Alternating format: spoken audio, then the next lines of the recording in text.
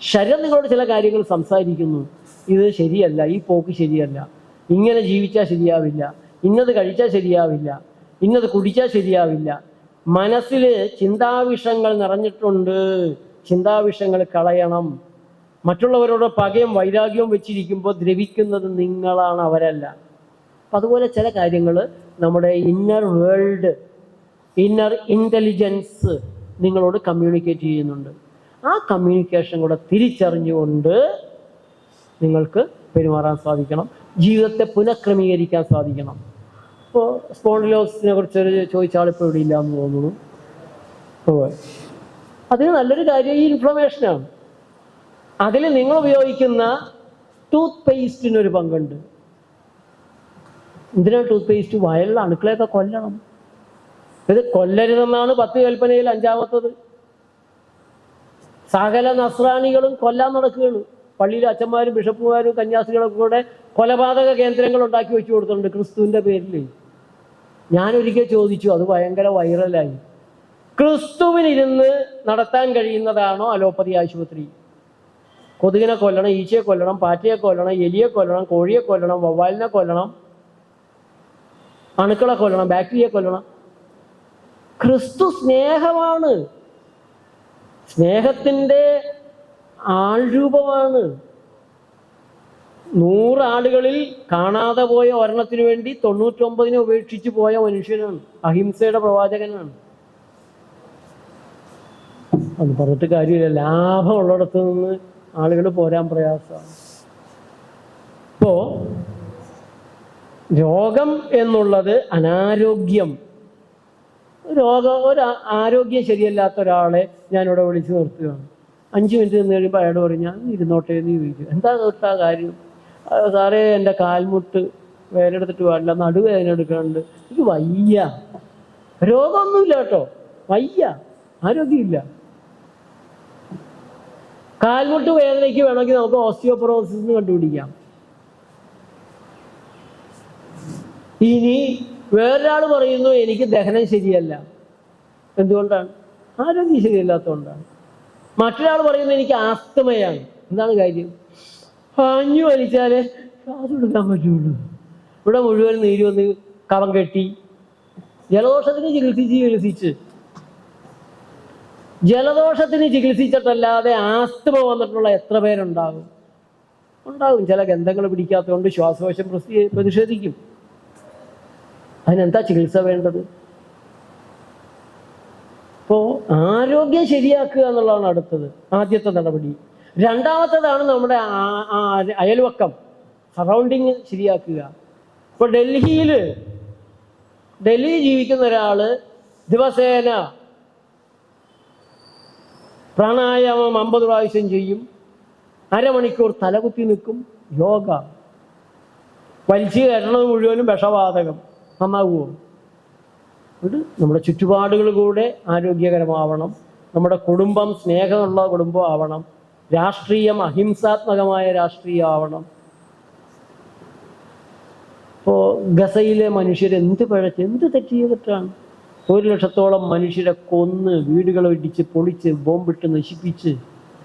ഭരണാധികാരികൾ തെമ്മാടികളായാൽ നല്ലൊരു ശതമാനം ഭരണാധികാരികളും ലോകത്ത് ഗുണ്ടകളാണ്, ഗുണ്ടാത്തലവന്മാരാണ്, കൊലപാതകികളാണ്.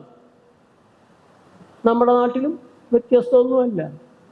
പല ഭരണാധികാരികളും തെമ്മാടികളും ഗുണ്ടകളും ഗുണ്ടാത്തലവന്മാരും കൊലപാതകികളും കൊലപാതക കേസുകളിൽ പ്രതികളായവരുമാണ്. അവർക്കെതിരെ പറഞ്ഞു കഴിഞ്ഞാലുണ്ടല്ലോ, നിങ്ങളെ ശരിയാക്കുവർ. ചില ആത്മീയ നേതാക്കന്മാർക്കെതിരെ പറഞ്ഞാലും ഗതി ഇതൊക്കെ തന്നെയാണ്. ആത്മീയതയെ നമ്മൾ തിരിച്ചറിയേണ്ടത് അവിടെയാണ്. അപ്പോൾ നമ്മുടെ ആരോഗ്യം എന്നുള്ളത് സമൂഹത്തിൻ്റെ, കാലാവസ്ഥയുടെ, പ്രകൃതിയുടെ, ശരീരത്തിൻ്റെ, മനസ്സിൻ്റെ, ഇതിനെയെല്ലാം നിയന്ത്രിക്കുന്ന ഞാനെന്ന് പറയുന്ന സത്തയുണ്ട്, ആത്മസത്ത.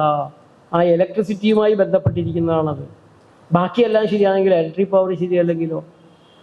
അപ്പോൾ നമ്മൾ നേരത്തെ 0.07 മില്ലി വോൾട്ടാണ് ഒരു കോശത്തിൻ്റെ ഇലക്ട്രിസിറ്റി എന്ന് കണ്ടു. ഭക്ഷണത്തിന് വോൾട്ടേജ് ഉണ്ടോ? അപ്പോൾ ആഹാരത്തിലൂടെ പ്രകൃതിയിലെ ജീവ തേജസ്സിൻ്റെ വൈദ്യുതി പവറിൻ്റെ ഭാഗമാണ് നമ്മൾ സ്വാംശീകരിക്കുന്നത്. വൈറ്റമിൻ ഡിയും വൈറ്റമിൻ 12ഉം അതിനേക്കാളൊക്കെ അപ്പുറത്ത് പ്രകൃതിയുടെ ജീവബിന്ദു. ഈ മഹാഭാരത യുദ്ധത്തിൽ യുധിഷ്ഠിരനോട് ഒരു പുഴു ചോദിക്കുന്നുണ്ടല്ലോ, ഞാനും നീയും തമ്മിൽ ജീവനിൽ എന്ത് വ്യത്യാസം? വെളിച്ചം മാംസമാകും. വെളിച്ചം മാംസമാകുമോ? വെളിച്ചം മാംസമാകുമോ? ലൈറ്റ് എനർജി, സൂര്യപ്രകാശത്തിൽ നിന്ന് ഈ സൂര്യപ്രകാശ ലൈറ്റ് ആഗിരണം ചെയ്ത് സസ്യങ്ങൾ, ഇലകൾ മാത്രമേ ലോകത്ത് ഭക്ഷണം ഉണ്ടാക്കുന്നുള്ളൂ. അതിനെ കെമിക്കൽ ഫോമിലേക്ക് മാറ്റി അതിനെ നമ്മൾ ബയോകെമിക്കൽ എന്നുള്ള നിലയിൽ നിന്നുള്ളതിനെ നമ്മൾ നമ്മുടെ രക്തമജ്ജ മാംസാദികളാക്കുകയാണ്. ഇപ്പൊ വെളിച്ചം മാംസമാവുമെങ്കിൽ പിന്നെ വചനം മാംസമാകാതിരിക്കുമോ? അപ്പൊ നമുക്ക് വേണ്ടത്, നമ്മൾ തേടേണ്ടത്, കറക്റ്റ് ചെയ്യേണ്ടത് നമ്മുടെ ഇലക്ട്രിസിറ്റിയാണ്. അതാണ് പ്രാണായാമത്തിലൂടെ, യോഗയിലൂടെ ഈ ഇലക്ട്രിസിറ്റിയുള്ള പഴങ്ങളും പച്ചക്കറികളും ഒക്കെ ഫ്രഷായി, ആ ഫ്രഷ് എന്ന് പറയുന്ന വാക്കിലാണ് കാര്യമുള്ളത്, ആ ഫ്രഷ്നെസ്സിലാണ് കാര്യമുള്ളത്. ഞാൻ നിങ്ങൾ പറയുന്ന കാശല്ലേ തരുന്നത്, എനിക്ക് ഫ്രഷ് ആയിട്ടുള്ള സാധനം തരണം. നിങ്ങൾ 2-3 ആഴ്ച ഹോം മോർച്ചറി സൂക്ഷിച്ചേക്കണ ശവങ്ങളെടുത്ത് ചൂടാക്കി, ആഹാര ശവങ്ങൾ ചൂടാക്കി തിന്നാൻ ഞാൻ തീരുമാനിച്ചിട്ടില്ല. എനിക്ക് ഫ്രഷായിട്ട് കിട്ടണം. അത്ര അടുത്ത ചോറ് വരെ ഫ്രഷായിട്ട്, അല്ലെങ്കിൽ ആ ഹോട്ടലിൻ്റെ പേര് പോയി. നിങ്ങൾ ചെന്നിട്ട് പറയാൻ എനിക്ക് ഫ്രഷായിട്ട് അരിയെടുത്ത് ഇട്ട് ചോറാക്കി തരണം, കറികൾ ഗ്രേവി സഹിതം പച്ചക്കറി ഇപ്പം അരിഞ്ഞെടുത്ത് തരണം. തരാൻ പറ്റില്ല. ഞങ്ങൾ രാവിലെ ഉണ്ടാക്കി വെച്ച് കഴിഞ്ഞാൽ ഹോട്ടലിൻ്റെ പേര് പോയില്ലേ. ബിസിനസ് ഫുഡാണോ, കമേഴ്ഷ്യൽ ഫുഡാണോ? ഫാക്ടറി ഫുഡ് തൊടുകയോ ചെയ്യരുത്. നിങ്ങൾക്ക് വിശ്വാസമുള്ള ഹോട്ടലുകളാണെങ്കിൽ ഈ പറഞ്ഞ പോലെ ശ്രദ്ധിച്ച്. ഞാൻ പലപ്പോഴും വല്ലയിടത്തും കൂട്ടുകാരോടൊക്കെ അത്യാവശ്യം കയറേണ്ടി വന്നാൽ ടൊമാറ്റോ ഫ്രൈ, സോസ് ഇടരുത്, ഇഞ്ചി, പച്ചമുളക്, കറിവേപ്പില, വേറെ ഒരു സാധനം ചേർക്കരുത്. സാറേ അപ്പോൾ ഒരെണ്ണയും വേണ്ട, തൻ്റെ എണ്ണ എന്തായിരിക്കും എന്ന് നമുക്കറിയാം. ഹോട്ടലിൽ ഏറ്റവും ക്വാളിറ്റിയുള്ള 500 രൂപ വില, ഇപ്പോൾ 750 രൂപ വിലയുള്ള വെർജിൻ കോക്കനട്ട് ഓയിൽ ഉപയോഗിക്കാൻ പറ്റുമോ? പറ്റില്ല. അതിലെ ഇൻഗ്രീഡിയൻസ് മഞ്ഞൾപ്പൊടി ആയാലും, മഞ്ഞപ്പൊടി തമിഴ്നാട്ടിൽ നിന്ന് വരുന്നുണ്ട്, മഞ്ഞപ്പൊടി എന്നിങ്ങനെ കാക്കിരി ഉക്കിരി എഴുതുമ്പോൾ നമ്മൾ കരുതും അവനെ തെറ്റി പറ്റിയാണ്, അവിടെ ഒരു വിവരമില്ലാഞ്ഞിട്ടാണെന്ന് കരുതുന്നു. അല്ല, നല്ല വിവരമുള്ളത് കൊണ്ടാണ്. കേസ് വന്നാൽ ഇത് മഞ്ഞപ്പൊടി എന്നേ ഞങ്ങൾ എഴുതിയിട്ടുള്ളൂ, മഞ്ഞൾപ്പൊടിയാണെന്ന് എന്നോട് ആര് പറഞ്ഞു? നമ്മൾ മഞ്ഞൾപ്പൊടി എന്ന് പറഞ്ഞപ്പോൾ കടക്കാരനെടുത്ത് തന്നു മഞ്ഞപ്പൊടി, സാധനം കെമിക്കലാണ്.